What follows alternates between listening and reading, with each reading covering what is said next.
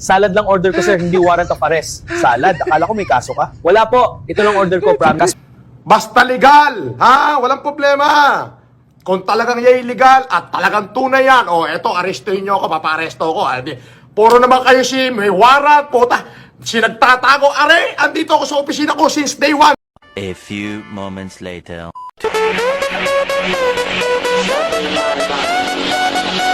Casper, dito na ako, presinto. Dito ko na itutuloy pagkain ko ng salad.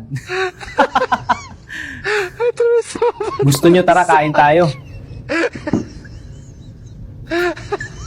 Kala nyo di na ako makakain ng salad, ha?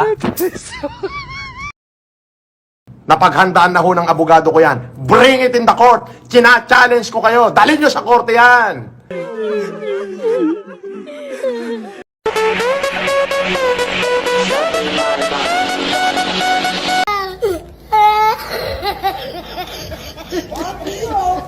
Oh my God! Oh my God! Oh my God!